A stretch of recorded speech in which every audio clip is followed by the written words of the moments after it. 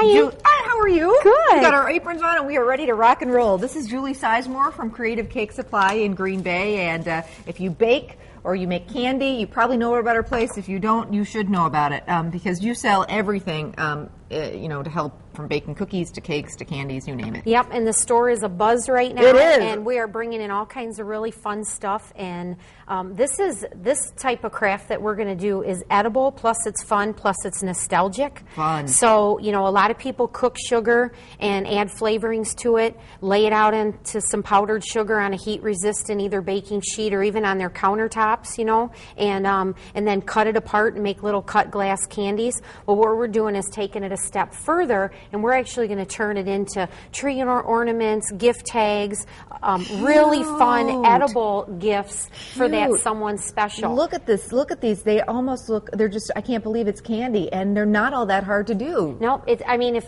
all it is Karo syrup, water, and sugar. And it just involves cooking it at the right temperature. I'm adding a little bit of color. Works of art. They really do. They're just so beautiful. Okay, so let's get it started and talk about it's just some simple ingredients first. We've got 2 cups of sugar. Okay. Right into a saucepan. Right into a saucepan, and then 3/4 cup water. Okay. And then 2/3 of a cup of Karo syrup. Okay. And I always recommend the brand, because some of the off-brands, especially for this time of year when you don't have time to be remaking things, sometimes the off-brands, when it comes to the syrups, can actually have additional ingredients. So there could be a little off, Correct. and you don't want to be messing with this is a science kind of thing. So basically, we've got some over here that's been cooking for a little bit. Yep. So basically, it was the sugar, the water, and Deb, I'm going to borrow that right back. And the first thing that you do is the first thing you do is you get the ingredients all dissolved. Okay. And then once they're dissolved and it starts to boil, you'll see it get a little bit cloudy. Okay. And then once it starts to boil at medium to high heat, you want to leave it alone. That's the secret with this. Throw that in there. Wrong one. Uh-oh. Oh, but that's okay. This one didn't have it in it. That was already, That was just the sugar and the water. So we're good. Okay. We're good. Okay. I think we're okay. Okay. We'll see what happens.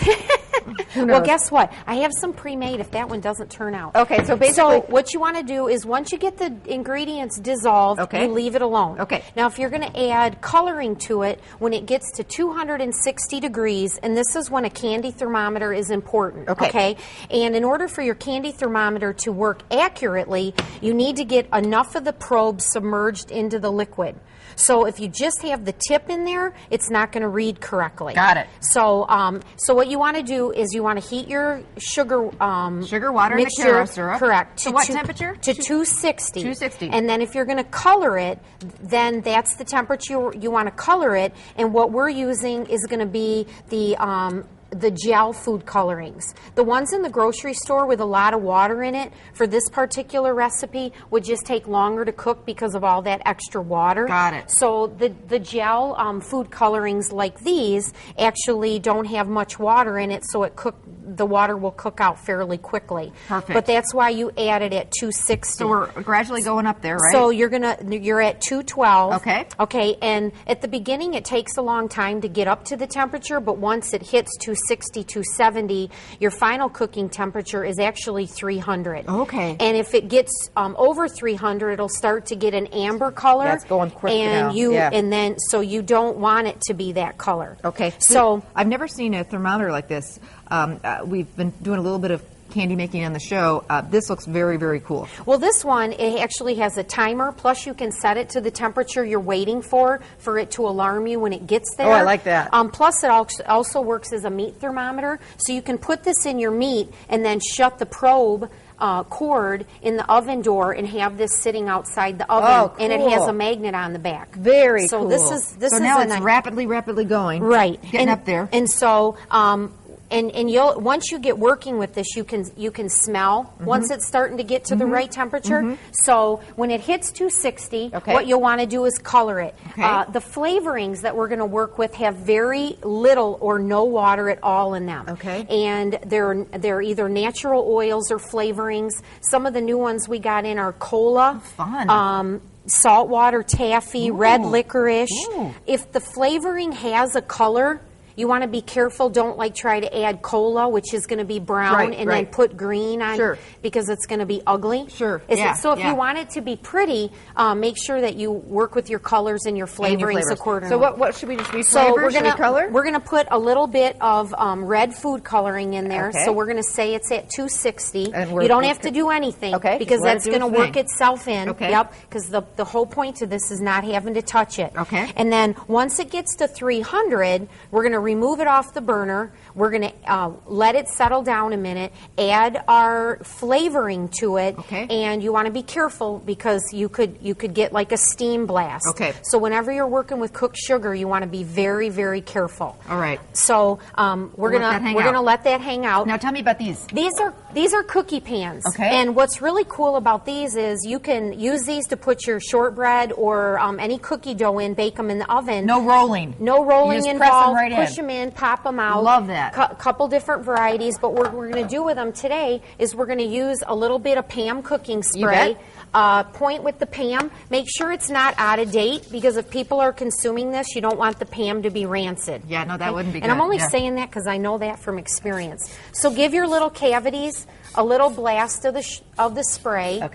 And now with these, you don't want to use like the one that has the flour in it for baking. Or the butter flavor, something like that. Yep, because that's going to then interfere with the outcome of your flavor. And then if I'm really concerned and it has all the little grooves in it, I'll just give it a little rub to make sure that it's going to release once it's done. Got it. Then what you're going to do is when this reaches 300 degrees, you're going to pour that into your pan. Very carefully. Very, very carefully. And then what you'll end up with are ornaments like these that will just release out of the mold once it sets up. That's what I was going to say. How long does it take to get them hard? It only takes about 10 minutes. So what I also recommend is that you're going to take like a skewer, a straw, something to pierce a hole in it once it starts to harden up but isn't completely hard. And just kind of roll it around?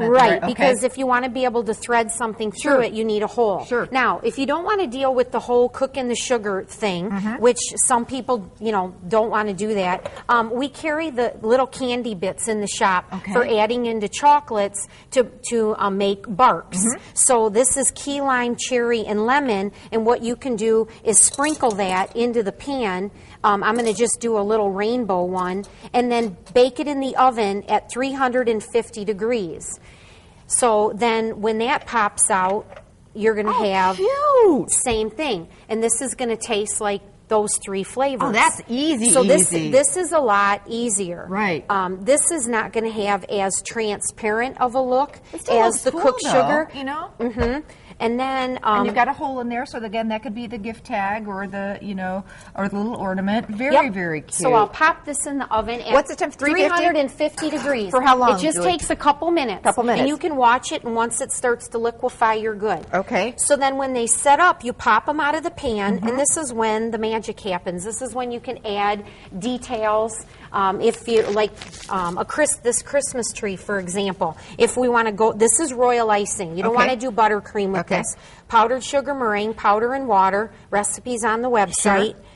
And then you can just pipe little details on the top. Oh, how cute. Oh, my gosh. Wow, what a cute idea. Now, we're out of time now, but look at how adorable these look on a real Christmas tree, on a mini Christmas tree, or as Julie said, on gift bags or gift tags. And just stop into the store. You'll help. You'll completely, that's what you guys do. You help people through it. You walk them through it. We get to talk about it. We just don't get to execute.